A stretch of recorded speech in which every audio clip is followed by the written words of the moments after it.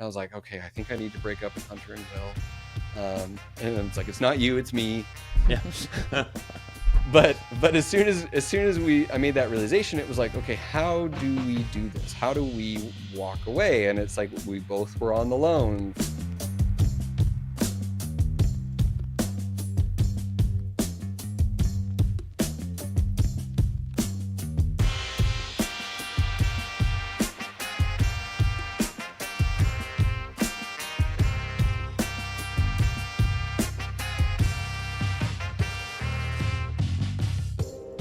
All right. So today we got a big guest. Yeah, I think so. I think it's a pretty big deal. I think probably the biggest. I mean, he touts it as the most downloads, I think, on any dental podcast. I think it was about 3.5 million or something like that. Woo-hoo. And I heard it randomly, which is pretty awesome. A lot more than our 1,000 that we just hit. So now we're just 1,000 listeners on just a couple. Unless it's just my mom on repeat. Yeah, I know. I always wonder about that, if that's actually the Thanks, case. Mom. Yeah. But it's kind of funny. So we have Richard Low on, who obviously started Shared Practices back when he was in the Army still, which is still crazy to me that he was doing a podcast while doing like an AEGD in there. So that's pretty cool.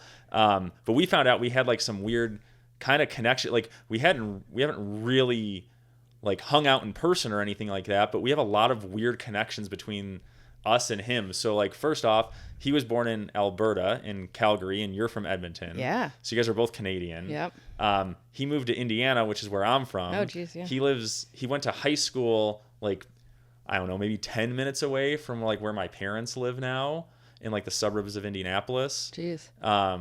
We went to different dental schools, right? But Yeah. and then he joined the Army. I did the Navy, so we were both military. Mm-hmm. And we both have a connection with like the DSO that we're partnered with now. So there's like, I don't know, what is that, like 4 or 5? That's kind of crazy, Yeah. I think. But welcome, Richard. Yes. Thank you. I didn't know what my moment was. I'm like, am I here That's yet? your Am I allowed moment. to And talk? I'm cute. off And go. screen. We're going to bring them on. Yeah. So- Yeah. Thanks for having me on, you guys. No, and it's not the most downloaded. I think for sure Costas and Alan Mead have us on that. But the number I always would touted was the number 1 rated, because for a long time, like Apple Podcast Player was like the main download source for people before Spotify, before all these other things. And you could go in and rate a podcast. It's like super hard to find the ratings now. Yeah. And like, but in the early days, it was like, if you like us, go leave us a review, leave us a rating. And we cleared 500. And that felt like the most monumental feat in the world. And then we're like, we're the number 1 rated dental podcast in the Yeah. industry. Oh, And we nice. were like touting that everywhere. So that was what Yeah. we would throw around a lot. Awesome. That's cool. Or we could just keep it and just lie and say that you have more downloads than Mead and Costas. No. I mean, it's fine. I'll challenge No, them on air. It's good. We can do it. Yeah. Yeah, nice. Well, yeah, I mean, the craziest thing that I realized too is that connection we kind of had with like GPS or guided practice solutions Yeah. that Hunter and Will have. So like when I was kind of doing some like creeping and like stalking your history and everything like called that. research. Research, I guess. Yeah. I That's came what- across when like he an met you, he was like, "Hey, I was creeping and stalking Yeah. you online. That Would is- you like to go that on is a true. date?" Yeah. I think I think our story was, I think it was like 3 years of me creeping on her until like I gained courage to Well, ask her out. like 4. Yeah. Yeah. Just lurking in Sometimes the that's what it background. takes. But no, so when I was looking through stuff, I never listened to that specific episode or really knew that story within your story and Shared Practices, but that you had partnered with Hunter and Will like while you were still in the Army. So I listened to that podcast, and it was a good, interesting one. And then it's kind of funny because that's the group that we partnered with like a year and a half ago. So I guess technically we are all not partners within that because you're not Yes. a part of that anymore. If only we were doing a partnership episode, this might be relevant. I know, right? Yeah. Yeah. Interesting. Yeah. Wait and find out. Yeah. So yeah, let's get into it. So tell us a little bit about what that partnership was about. And before that too, like Yeah. how did you do that while still in the military? Because I was in the military too, right? And I got like crapped on, even with having signatures and everything, like was kosher. Like they still did not like me moonlighting, which was just working at another office. Like they asked a lot of questions, and at least that's what Eric told me. How he got out of working. He was like, they won't let me do it. Yeah. Like, right. Okay, He's like, sorry, hon, I can't do any extra work. I'm off at 4 and can't do anything. 2-hour lunch. Red tape, government, all that crap. Exactly, and I believed you. Yeah. So even so with that, how did you get that to get approved by the military in the first place? See, you're asking the wrong questions. The question to be asking is, what is the worst that could happen if they found out? Oh yeah. If you're asking how do you get it approved, you're never going to get anything done because no one wants to approve a dang thing. It was the same thing with the podcast. I went and I talked with the legal department of the hospital while I was, because technically we fell under like MedCom. Our dental clinics. And I was like, I'm going to start this little podcast thing on the side. I'm not talking about Army stuff. I'm not talking about military. Is that okay? And they're like, well, yeah, just don't talk about anything military. And it's like, yeah, it's not about military dentistry. It's about like practice ownership. And I kind of got like not a green light, but like a yellow light. Yeah. And I was like, okay, that's good enough. Which means a yes. Yeah. Yeah. It's don't ask. I feel like that was one of the mantras in the military. It was like, just don't ask for permission, ask for forgiveness, right? Yes.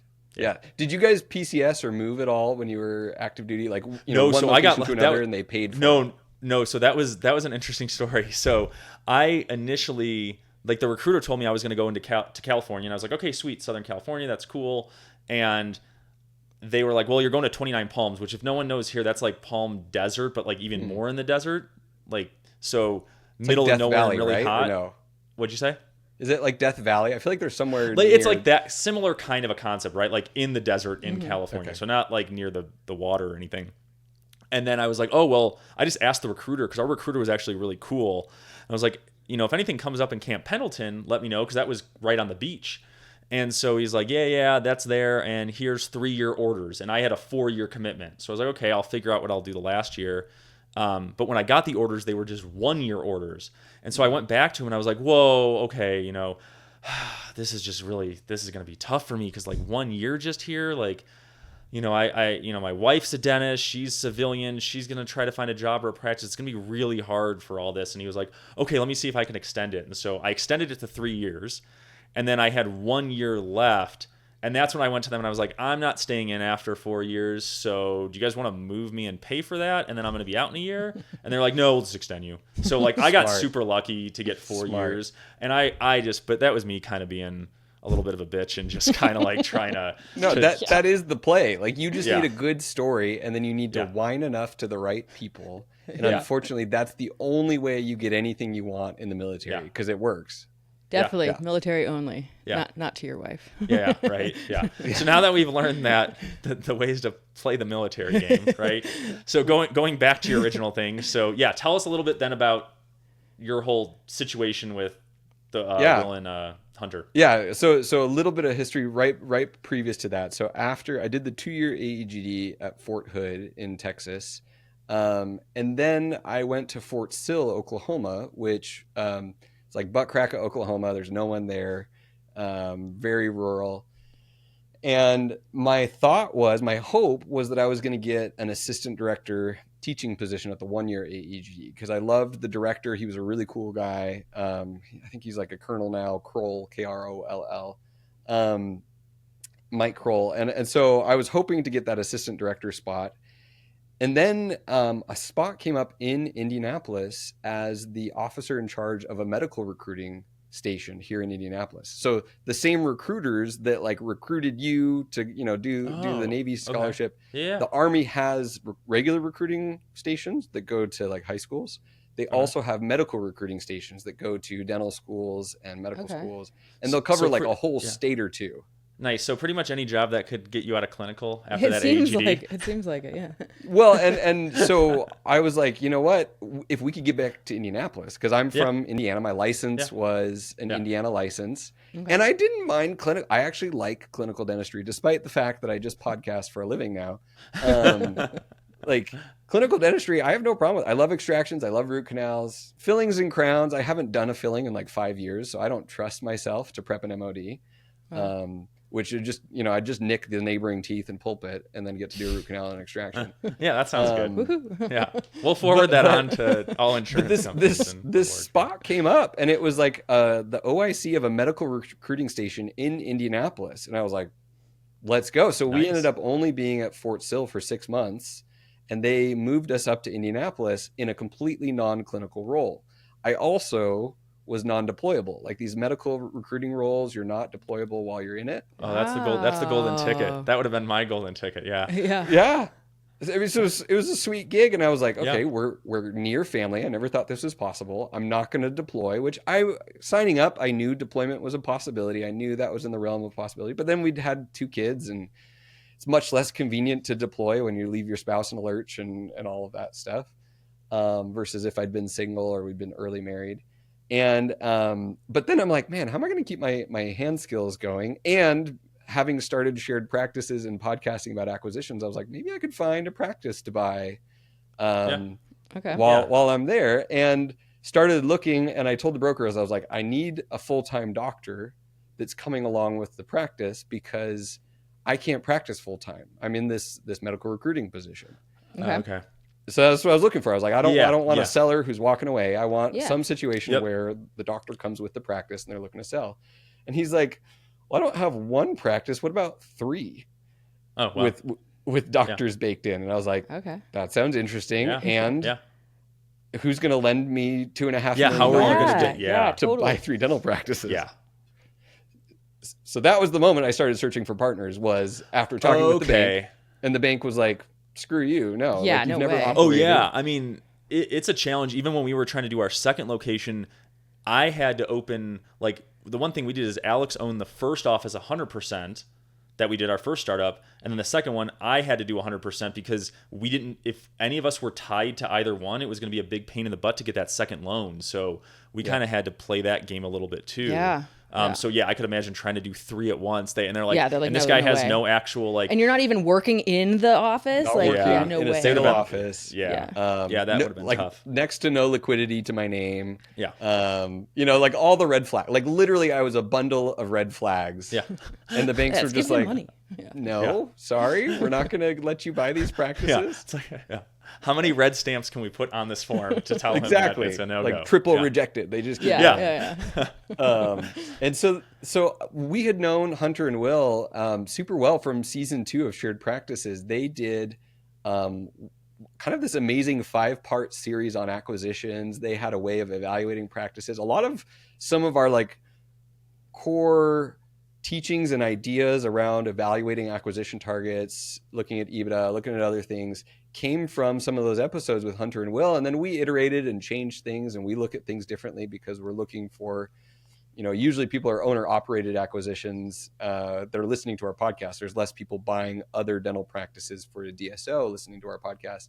But those episodes were so good. The Hunter and Will episodes in season 2 of Shared Practices were amazing. And I really enjoyed both of them. I think we hung out at a breakaway event. We had done Top Golf together, Hunter and Will and I.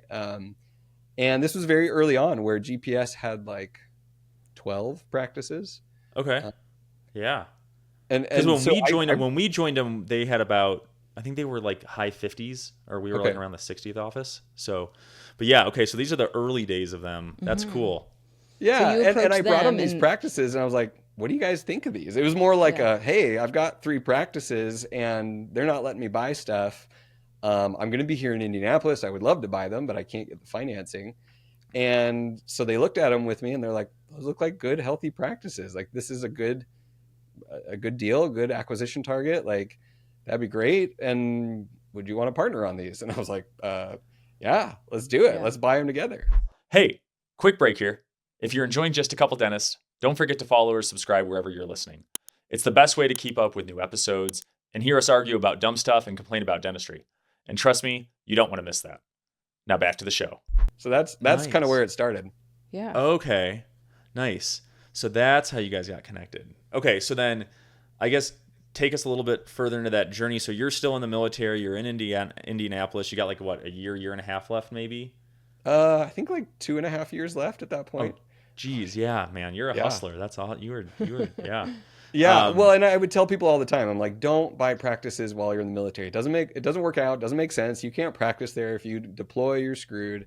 Like the only way that this made sense was I had partners who could help me get the financing, and there was doctors in all three offices operating full time, and I just came to one of them uh, a half day a week, and my commander approved me practicing a half day a week just so I could keep my hand skills up because I was in a non-clinical role.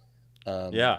and So then I guess then it seemed like just hearing that now, right? Like, was it an issue? Like, why like you guys, like amicably separated and everything like that with Hunter and Will with the partnership is it's a lot of layers, right? So like oh yeah, it like you were almost like it's like they're almost not the middleman, but kind of like the money in the middle, like between that, and then you're also one, and then you have the doctors too. So yeah. what? Yeah, kind of. If you don't mind sharing, like what do you feel like caused it to maybe not work as what fell apart? Yeah, yeah, Since we're doing, so it's like we're hearing both sides of the partnership front. Because this episode, I guess we should introduce this. We should say this. This is an episode where we're talking about partnerships, and we're just getting right into the very relevant conversation for you guys because it's your current partners yep, and my yeah, former partners. yeah, Yeah, exactly.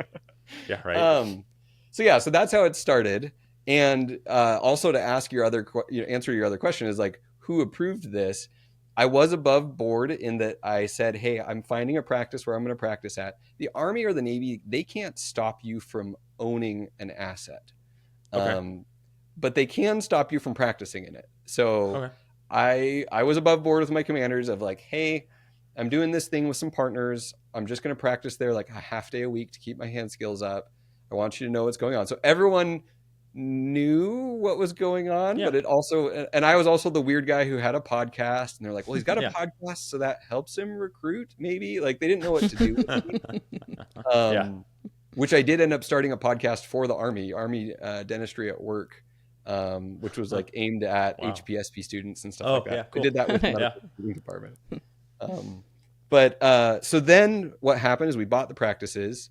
We operated the practices through COVID. So, I got to part-time run 3 offices while COVID was going on. Hunter and Will supported the practices. GPS was awesome to work with. I had an amazing regional manager who she was already running between the practices, kind of putting out all the fires before we bought it. And she stayed on. She was incredible to work with. And it just got to this point where I realized that when you own multiple practices, it's just like multiply any given practice has like problems with team members, stuff breaking, fires to put out on any given day. And I saw really quickly when you have 3 offices, you just multiply that risk of any given day something being on fire by 3. Yeah. Oh, yeah. Yep. Same issue we ran into with 2 offices. And when Alex, when we had our first kid, and it was around the same time when my second office opened like middle of 2019. So then like, COVID happened right after that. Yeah, it's a lot because you're answering 2 times the amount of calls of this person says this didn't happen, or this patient's angry, or this happens, or this person quit. And then it's just multiplying all that makes it's a challenge. Yeah. I mean, it's a lot to juggle. Yeah. Yeah. And then add on top of that, managing doctors is hard, so it's like people talk about how hard it is to manage hygienists. I'm like, well, let me tell you, most doctors are amazing to work with, and the doctors who aren't make everyone's life miserable. They make the whole team's life miserable, but then people are quitting, and then if you're trying to lead them and help them, and it's hard to lead and help them. Yeah, the one lucky thing we've had is like the 2 associates we have now, we've had them for a bit, and they're both really good producers, really good people, did GPRs, have a good skill set, like to do a lot. So the one area where we've gotten so lucky, which I'm probably just going to jinx it now, right? Yeah. But they've been awesome. Yeah. So that's the only like hygiene, all that kind of stuff. I mean, I don't think we've had a hygienist like honestly more than a year. Like it's always something that happens. Like that's always been a challenge. Same with other team members. But yeah. Well, and looking back, like the doctors that were there at that time were awesome. The doctors that are there now are awesome. But it was since then I've worked with some pretty rough doctors at SPG where they just weren't a good fit. They weren't working out. I've had to fire a number of doctors. And I realized really quickly at GPS that I was like, oh, because I was Hunter and Will and I had talked about some different options. And I was like, where do we go from here? Because it didn't make sense to like knock down the walls and expand one of these practices. It was like, where do I go from here? How do I grow? I want to build things. Like, I'm just a builder. I want to mess with things and change things. And these practices were already steady state. They were profitable, but they just needed managed. They just needed to be supported. And I realized really quickly that like, I'm kind of not having fun putting out all the fires, and I don't know where to go from here, because I can't just go buy more practices. I can't go expanding these offices. And we reached a point where I realized like I needed to leave. I needed to break up with Hunter and Will, more just because I had shared practices. I had ambition. I had other things that I wanted to do. And I just couldn't see how my vision fit in with their vision of like scaling, and they were going to continue to buy offices. So that was the moment where it was like, oh crap, maybe this isn't going to work out, if that makes sense. Yeah.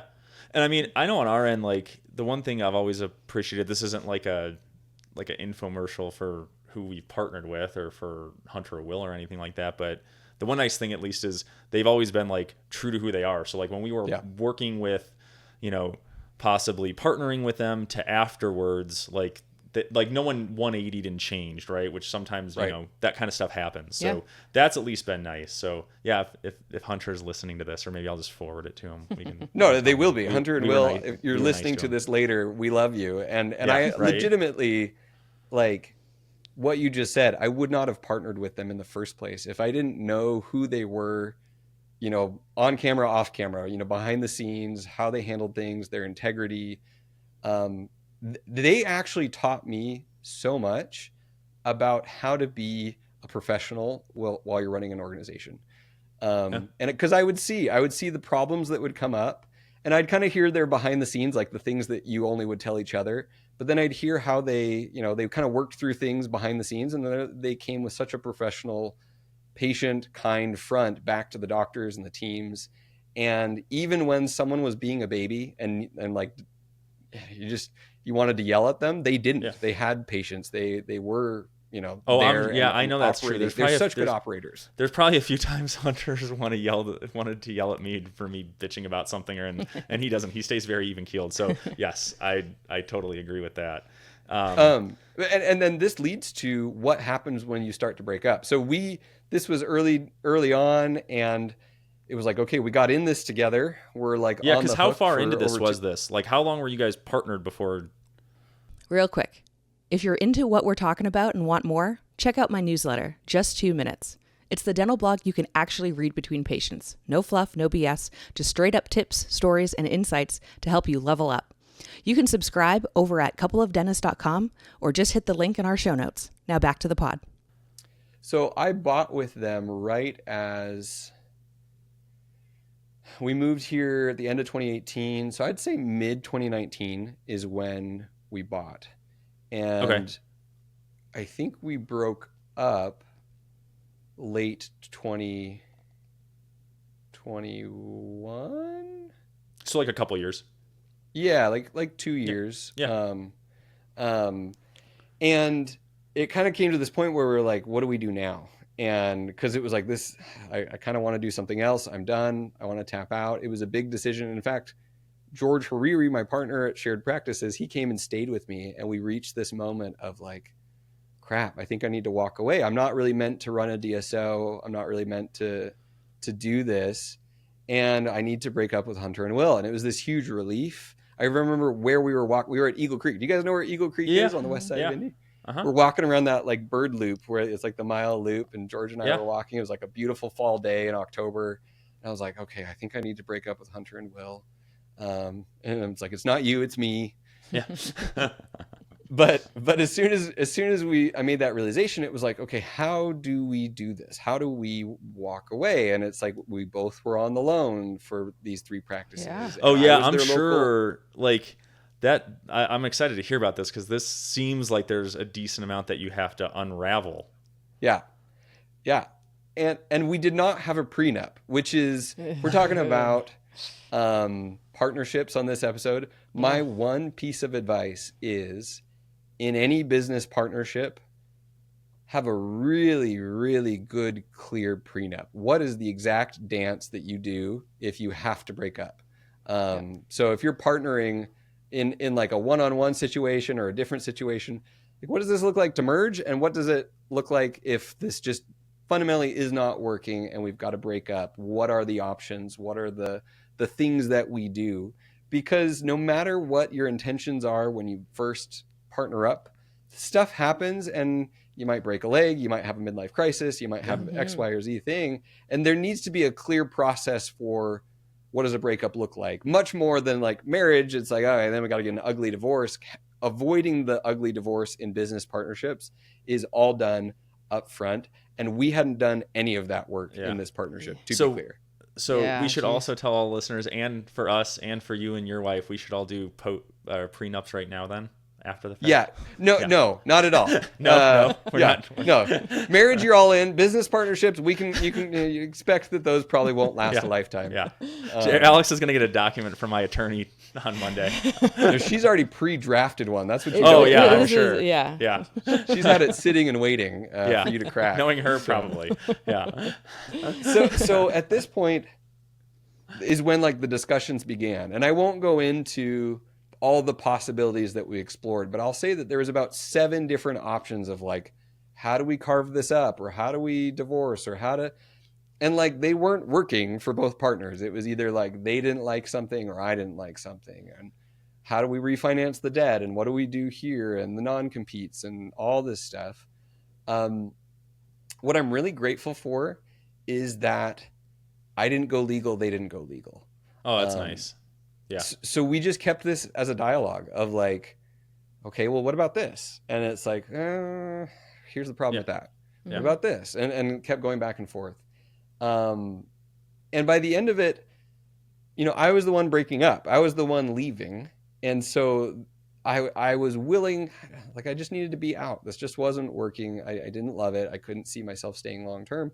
We found a great, arrangement where they refinanced me off the debt and I walked away. Nice. So they were buying some more practices. So they were getting a new loan. So they took me off. I didn't ask them to buy me out of what had been paid down in the time that we had worked together. And in exchange, that would release me of the non-compete so that I could own offices in the area. My intention was not to do another DSO. I mean, literally, I was walking away from a DSO because I realized I don't think I like managing multiple offices and locations and doctors. Yeah. And we were able to get there amicably without going full nuclear and full lawyer. And I think that skill of, can I have a crucial conversation with someone else without it turning like super defensive or super accusatory? Can we explore these options? Like that skill is so invaluable, because if we had gotten into, I couldn't afford a massive legal battle, and it would have drug on, it would have turned into a multi-year thing, it would have gotten ugly. But we were able to stay in dialogue until we found a solution that worked good enough for both of us. Yeah, that's nice, because that's probably one of my many poor qualities is probably when it comes to that, I will get defensive quickly. I'll notice it right after, but I could see myself in some of those situations getting like, what the hell did you just say? And then it kicks on. Whereas I think, Alex, you're much better than I am at like removing emotion from things and seeing it just as this is a business. The business isn't, another person. It's just it's a business, and no feelings. We need to figure out how to do this, but still be fair and stuff. So it seems like they kind of walked away with the house, the kids, and the dog, and you got your freedom. Yeah, I just no alimony, no child payments or anything else. We got to split. I just needed to be free, and it was I was the one who was panicking and saying I need out, and so we found a way for me to get out. And going back to what you guys said earlier, and not just because Hunter and Will, I'm sure, are listening to this episode, but like this is one of the other reasons that I can wholeheartedly recommend people. If they ask me like, what was it like to work with GPS? I'm like, Hunter and Will are awesome. Like they're just good people. They operate well. They're professionals. They're building a good organization. And I've been, the whole journey with them. including the breakup. And so it's like, no, they're Yeah, that's kind of cool. It's kind of cool to get your perspective on this, because I don't think a lot of people, like, I've never heard a story from someone who had a breakup with a DSO that was a partner and had like a lot of nice things to say. So it's just kind of, it's interesting. Yeah, and because there's two sides to it. You can have bad partnerships and bad partners. Yes. And I think in this case, they're not bad partners. They're not deceitful. They're not dishonest. They're good people. It's just the partnership didn't really work. And it was me. Okay. Like, I was the one who freaked out. It was like I got married and then I was like, oh no, I can't do this. I got to go. Yeah. So you're absolutely right. Good partners just wasn't working for me at that point. Hey, it's Eric. We're going to wrap up here for part 1, but don't go too far. Part 2 is coming soon. We've still got a lot to cover, and trust me, you're not going to want to miss it. So make sure you're subscribed, and I'll catch you in the next one.